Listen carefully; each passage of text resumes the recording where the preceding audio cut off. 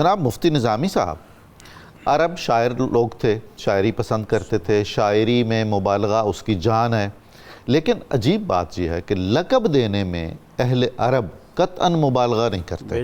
تو ام المساکین کا اگر لقب دیا ہے تو اس میں سرے منہ مبالغہ نہیں۔ حضرت سیدہ کا وصال، آپ کا جنازہ، تدفین، آپ کی عمر مبارک کیا ہوگی وصال کے وقت اندازاً؟ نبی کریم صلی اللہ علیہ وآلہ وسلم کے پاس تمام ازواج مطہرات تھیں۔ کسی نے پوچھا یا رسول اللہ صلی اللہ علیہ وسلم، ہم میں سب سے پہلے کون وفات پائے گا؟ جی ہاں۔ تو آپ صلی اللہ علیہ وآلہ وسلم نے فرمایا، جس کا ذکر آپ نے اپنے انٹرو میں فرمایا، جس کے ہاتھ سب سے لمبے ہوں گے۔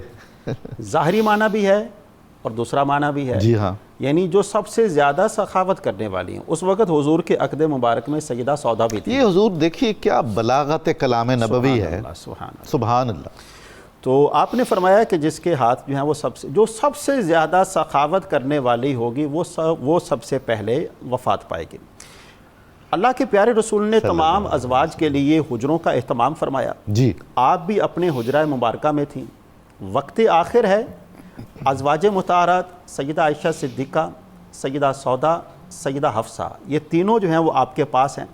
جب آپ کی روح پرواز کرتی ہے اس وقت ایک آواز آتی ہے، اسرعکن لحاقا فی اطولکن یدن۔ اللہ اللہ اللہ۔ اللہ کے پیارے رسول صلی اللہ علیہ وآلہ وسلم کی بار تک یہ آواز پہنچتی، یا رسول اللہ، جن کے بارے میں آپ نے فرمایا تھا کہ جن کے ہاتھ سب سے زیادہ لمبے ہوں گے وہ دنیا سے پردہ کر چکی۔ اللہ اکبر۔ اس آواز کے آنے کے بعد پھر ایک اور آواز آتی ہے، اور وہ آواز کیا ہے؟ یہ وہ خوش نصیب ہیں کہ جن کی نماز جنازہ اللہ کے پیارے رسول پڑھائیں گے۔ کیا بات ہے! یہ آواز آتی ہے، اور تیسرے نمبر پر پھر خاموشی جو ہے وہ چھا جاتی ہے۔ دو خواتین ایسی ہیں کہ جن کو اللہ کے پیارے رسول صلی اللہ علیہ وآلہ وسلم نے جن کی تدفین جو ہے وہ اپنے دست مبارک سے سبحان اللہ۔ ام المومنین سیدہ خدیجۃ الکبریٰ، جن کی تدفین جنت المعلیٰ میں ہوئی ہے۔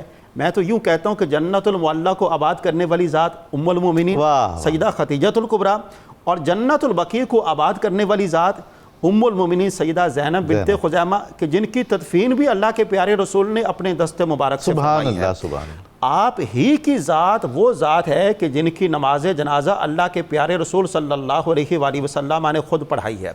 جب غسل کا اہتمام ہو گیا، کفن کا اہتمام ہو گیا، نماز جنازہ لے جانے کی باری آئی، وہ نماز جنازہ جو ہے جب وہ جا رہا تھا، ازواج مطہرات جو ہیں وہ گھر کے باہر تھیں اور وہ دیکھ رہی تھی، ان کی آنکھوں سے آنسو جو ہے وہ جاری تھے۔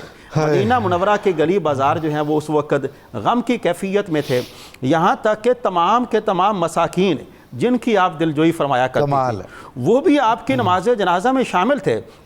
اللہ کے پیارے رسول صلی اللہ علیہ وآلہ وسلم نے نماز جنازہ ادا فرمائی۔ نماز جنازہ کی ادائیگی کے بعد آپ کے لیے دعائے مغفرت کی، اللہ کی حمد و ثنا بیان کی، اور اس وقت جب اللہ کی حمد و ثنا بیان کی گئی اس وقت ایک صاحب جو ہے وہ حاضر خدمت ہوئے اور عرض کرنے لگے، یا رسول اللہ، ان کی قبر انور جو ہے وہ تیار ہو چکی ہے۔ اللہ کے پیارے رسول صلی اللہ علیہ وآلہ وسلم نے اپنے دست مبارک سے ان کے جنازہ کو اندھا دیا اور تدفین کی، اور تدفین میں آپ بھی شامل تھے، اور اسی طرح ام المومنین سیدہ زینب جو ہیں ان کے بھائی وہ بھی تدفین میں شامل تھے۔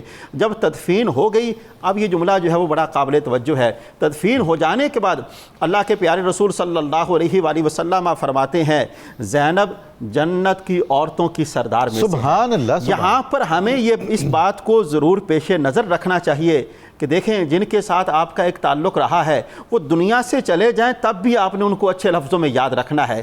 جس طرح کہ حضور ظاہری حیات مبارکہ میں اپنی ازواج مطہرات کی تعریف و توصیف فرمایا کرتے تھے، اسی طرح دنیا سے چلے جانے کے بعد بھی آپ ان کی تعریف اور توصیف فرمایا کرتے تھے۔ یہ تعریف اور توصیف جو ہے یہ گھر کو گلشن بنا دیتا ہے، گھر کو امن و سلامتی کا گہوارہ بنا دیتا ہے۔ تو یہ وہ مبارک ہستی ہیں کہ جن کا ذکر پاک کرنا اور جن کی سیرت کو اپنانا ہماری مائیں بہنیں بیٹیاں ان کے لیے بہت ضروری ہے، کہ جن کی سیرت کو اپنا کر ہم نہ صرف دنیا میں بھی کامیاب ہو سکتے ہیں اور آخرت میں بھی کامیاب ہو سکتے ہیں۔